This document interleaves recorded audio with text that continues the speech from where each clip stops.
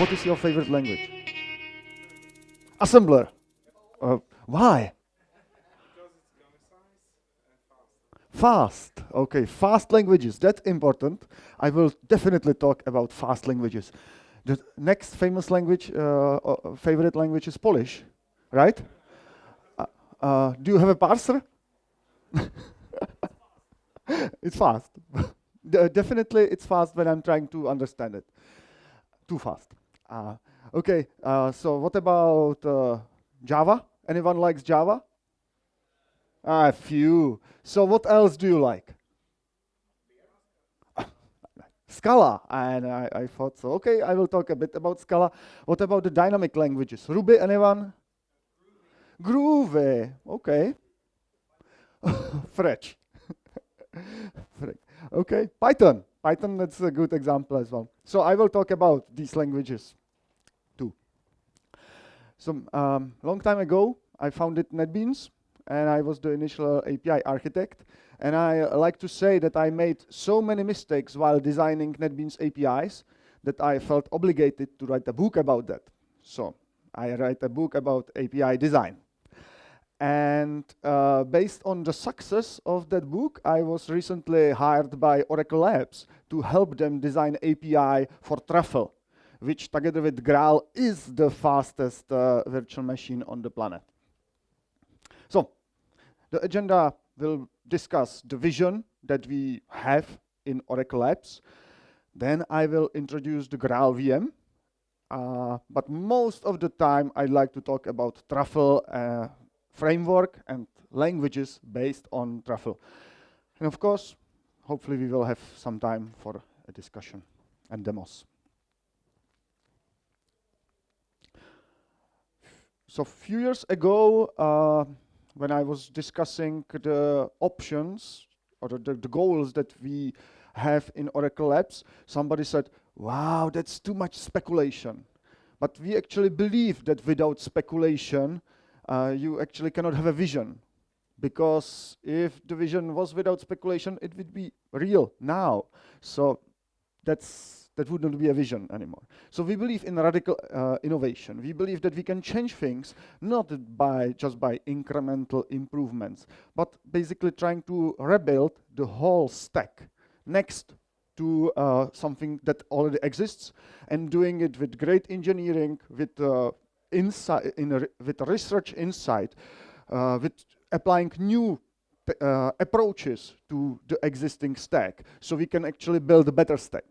And also, we are Oracle Labs, so we have guys that understand hardware, we have guys that understand software, and that actually fits the vision that Oracle now has, which is hardware and software engineered together. So we think we can do it because we basically can understand the whole stack from the CPU memory up to the Java language or any other language.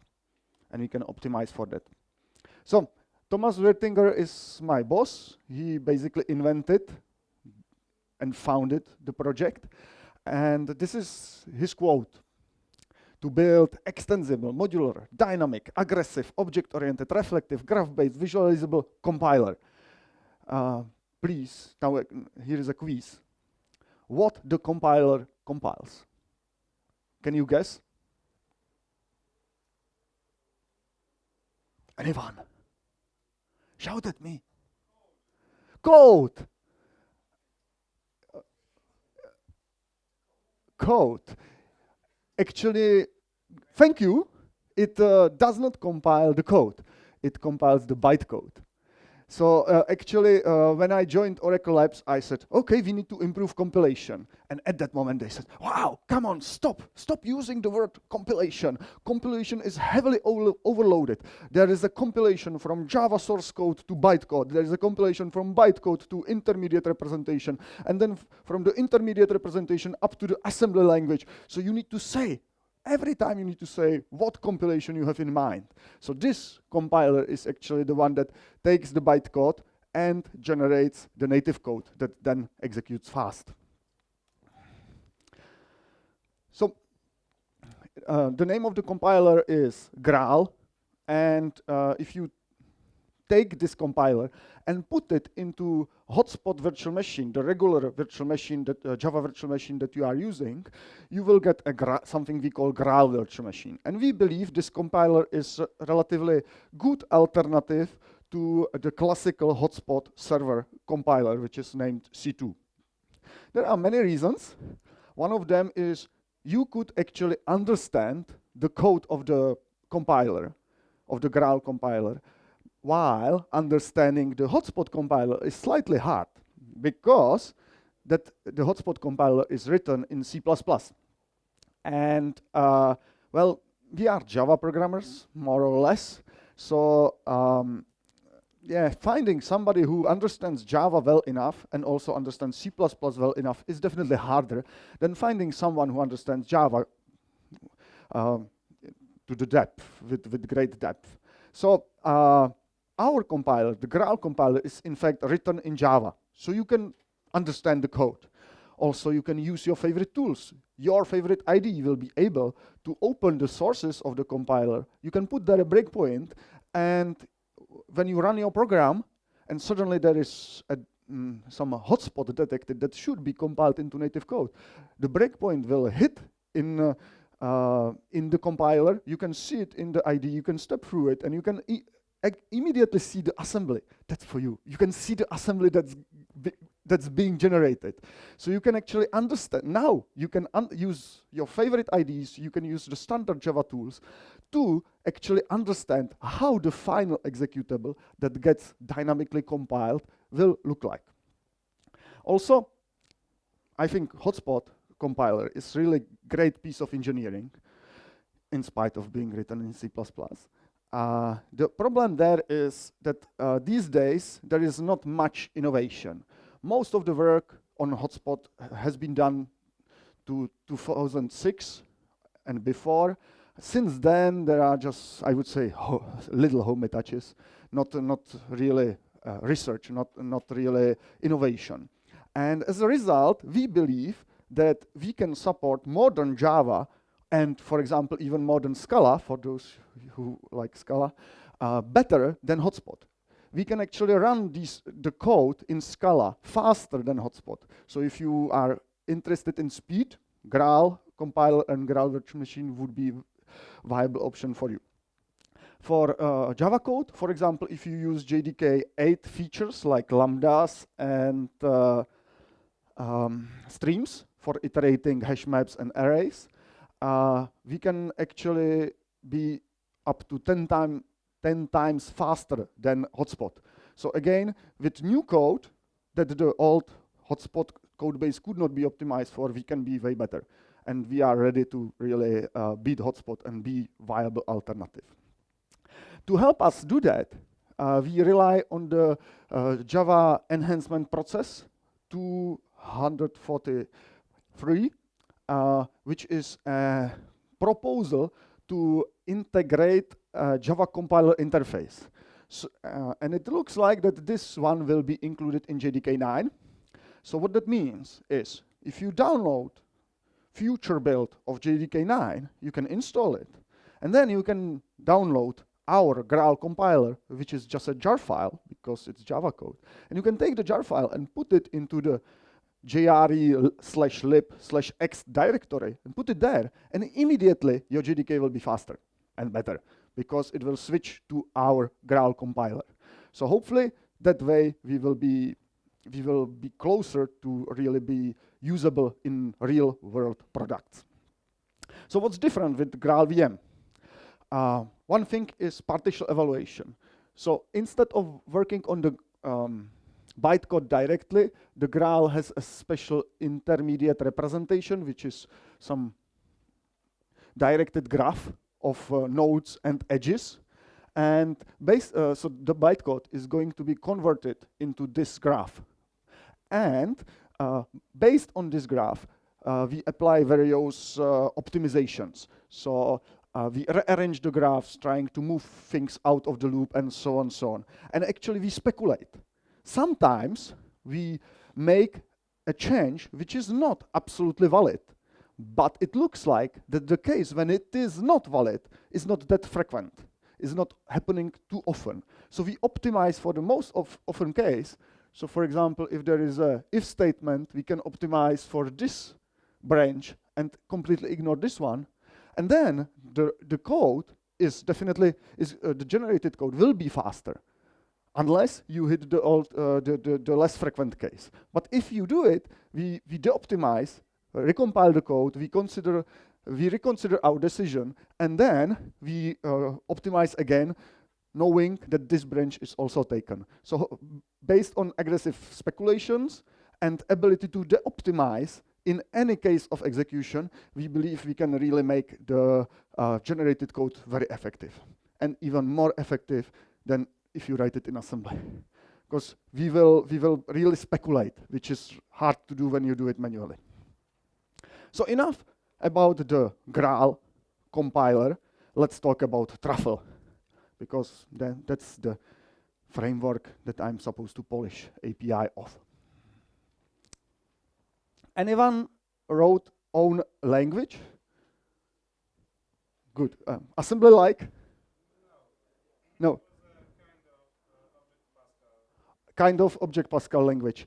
Okay, and then usually when you do your own language, you need to write a parser. The parser will analyze the source code and create some ASTs. And then you probably interpret it initially,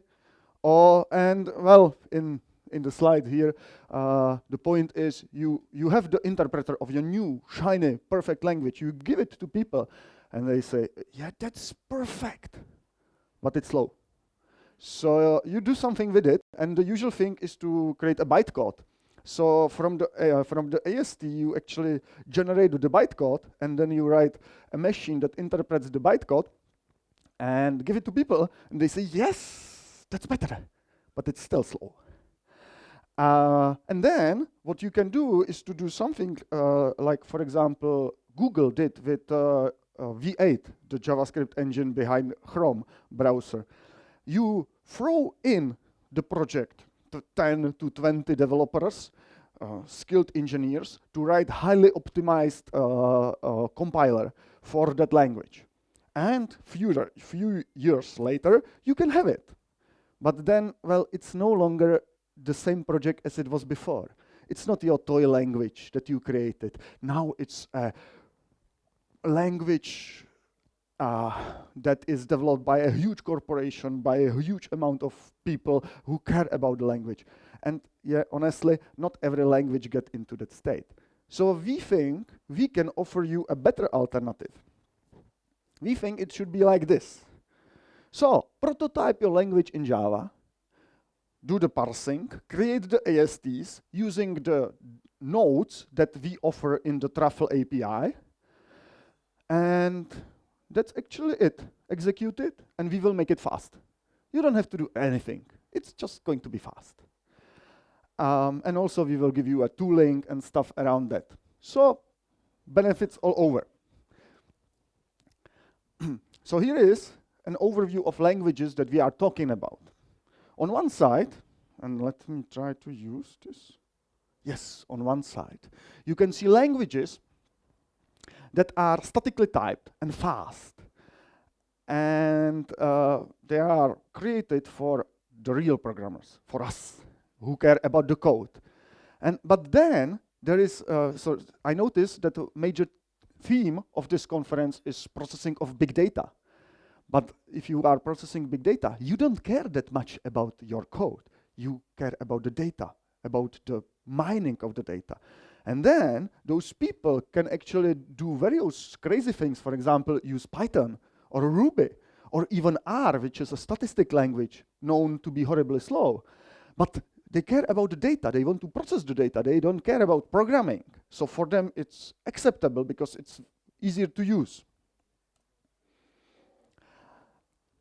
But basically the point that I like to make is that there are multiple languages, and actually for certain tasks and for certain groups of people, different languages are better than other ones. But as I mentioned, some of them are slow. So So these are the relatively fast languages, but then the dynamic ones really are magnitudes slower than C, C++, assembly, Java, and even JavaScript these days. So what we would like to achieve with our system is a smooth interoperability between these languages. Usually every language has interoperability with C, some interoperability. But we would like you to basically write half of the program in Perl, half in Python, third half in a different language, and so on, and mix that together. And another goal is we actually would like to make all those languages fast. So the goal is to make them at most, in the worst case, 5 times slower than C, for example. But really drop the overhead of dynamic languages down. So some people say, okay, we have JVM. Well, where's the problem? Every language can be converted to JVM. Yes, every language can, and some of them even effectively, if they look like Java or, for example, C#. Then those languages can run effectively on JVM. But not all languages do. So our vision is that we actually will create a Graal VM, which is the hotspot VM with the Graal compiler in it. On top of it, we will put the Truffle APIs. And then, if you have your own implementation of any of these languages based on Truffle, they will nicely integrate with the existing system and run fast. So now, what is the problem with dynamic languages? The problem is plus. So, because in dynamic languages, who knows what A is going to be? Is it a number, integer number, a real number? Is it a string? Is it any form of object? Because these things have some meaning in those languages. If you write plus, you actually don't know anything about the A and B. So that's the reason why dynamic languages are so slow, because when you want to interpret this plus operation, you actually need to dispatch to the right implementation based on the type of A and the type of B. So our answer to this is node rewriting and partial evaluation with the speculation. So imagine that we have a tree, AST tree, which represents the plus operation and some other operation, or maybe minus.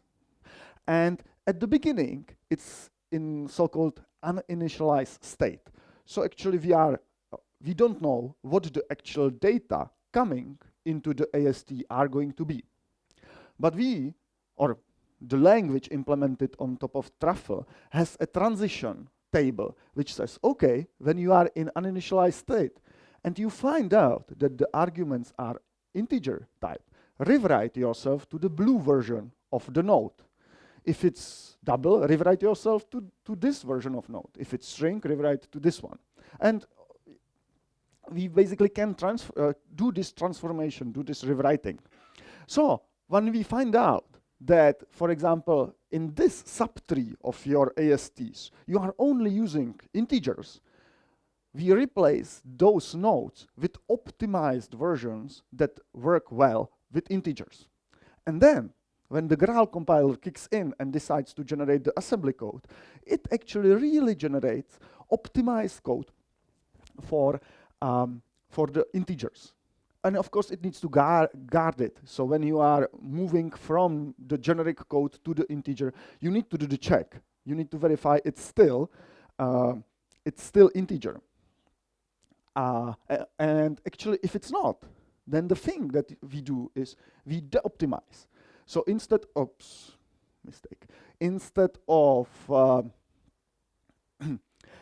running the machine code, we switch back to the interpreter, which is slow but generic. And the interpreter finds out, okay, we got a double here. So I actually need to rewrite this node, not to work on integers, but work also on doubles, and this one as well. So the tree modifies itself. Then your program runs for a while, and the Graal compiler finds out, okay, we should compile again, and it generates a different version of the assembly, which is now ready for doubles. So this way, we can really make sure that we generate as optimal code for your actual usage of your program as possible. So those of you who know Oracle were waiting for this slide since the beginning of the presentation, because I have to warn you. Maybe I was lying. Maybe nothing I was telling you here is true. Maybe it's just all made up. You definitely shouldn't buy Oracle stocks just because of my talk. But let me do a little demo.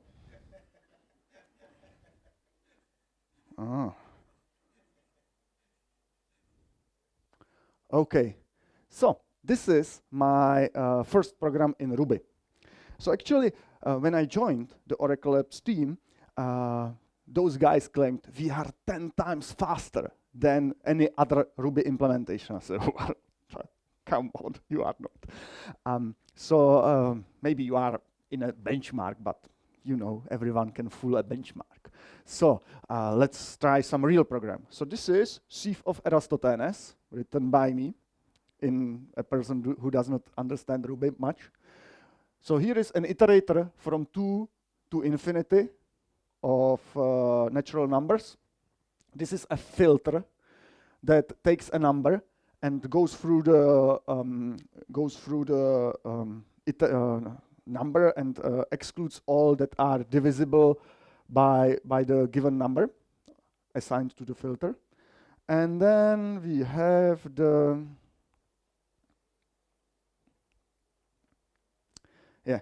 actual primes operation. It takes the first number from the iterator, and that's a prime number, so we will record it.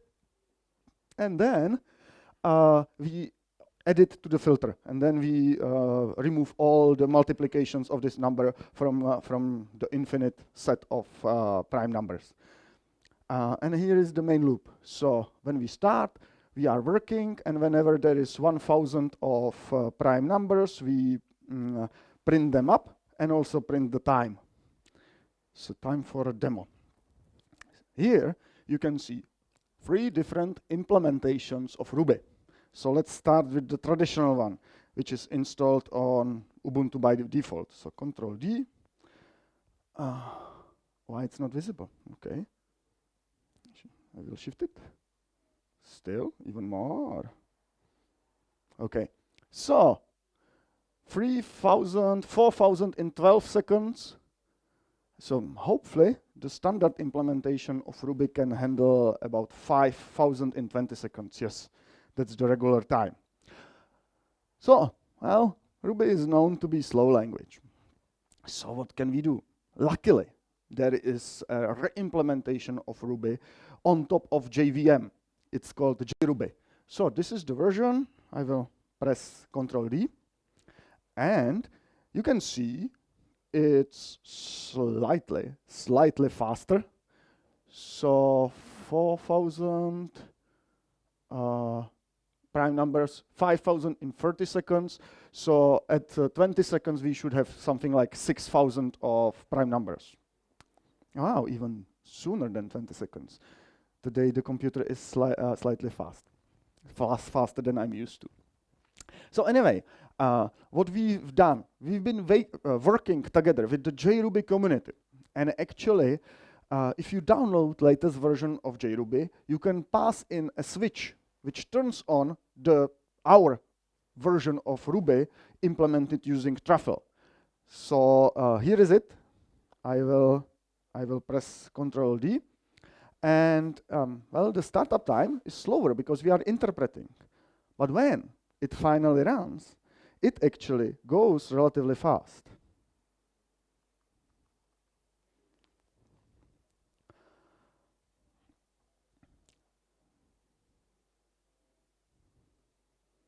Okay, so something like 3 times faster. or 3 times more number of primes than the standard implementation of Ruby. So I said, okay, that's good, it's fast, but it's not the 10 times. But then, once I actually left the original version running, and I will do it while talking about something else, because it takes a while before it can get to 15,000 of prime numbers, because the algorithm is not linear. The more prime numbers you have, the more time it takes before you compute all the divisions. So, okay. So this was about the speed of Ruby. So now I'd like to talk about the multi virtual machine that we are trying to build. So actually, the goal here is to give you a smooth API for integrating all these fast dynamic languages into your Java programs. And so one of the the first multi is multi-language. So what we would like you to have is ability to use any language you want and cooperate between each other. So you start with polyglot engine, you build it, and when you have it, you can actually execute JavaScript, and you can execute Ruby. And more than that, you can actually exchange symbols between Ruby and JavaScript, because those languages can actually exchange objects, and all should work smoothly and be fast. Small check how we are doing. Okay, 90 seconds, and we are at 10,000 of primes. Okay. So the other thing is multi-tenancy. Well, again, when you create the Truffle polyglot engine, you can it's completely isolated. It may be running in the same Java virtual machine, but you can have multiple instances, and each of them is isolated. So actually, if you have tenant 1 and tenant 2, the code that you execute in one of them is not influenced by the execution in the other one. And this isolation is actually enforced by a test compatibility kit. So we have extensive set of tests that every language needs to pass before we call it Truffle compliant. Multi-threaded. So most of the dynamic languages don't do much with threading. So by default, the polyglot engine is actually single-threaded. So you should talk to it only from a single thread. But sometimes it's useful to do some computation on background. And actually, what we have is when you are building the virtual the polyglot engine, you can actually say, okay, all the code should execute in a different thread, and then you basically get parallel execution, and you can have multiple polyglot engines running in parallel, doing some parallel computations. How we are doing with this? Okay, 3 minutes and still counting, so I think I can stop it. And this should actually demonstrate that the Ruby implementation based on Truffle is really 10 times faster than the classical Ruby one. Because, well, it takes at least 200 seconds to compute the same thing that can be computed in 20 seconds. Multi-node. So what we would like to do as well, it's not ready yet, but definitely it's one of our goals, is to have ability to run the computation on as many nodes as you have. So easily dispatch the computation of the dynamic languages to any node, which should help you scale horizontally. But still, the thing here is that basically the central point for you is the polyglot engine, and only the way you configure it makes the difference. Then you are just evaluating your code. So if you start with synchronous execution on a single node, it's just a matter of 2 or 3 lines of code to turn it into asynchronous execution, which runs on as many computers on the network as you have. That's basically the design goal. And the last multi that I'd like to talk about is tooling. So actually, if you remember the slide about how complex it is to create a new language and how many problems you may have with performance, and how Truffle can help you with that, there is another thing which is problematic, and that's tooling. If you decide to create your own new language, what people will ask for is a debugger. But the debugger is so boring.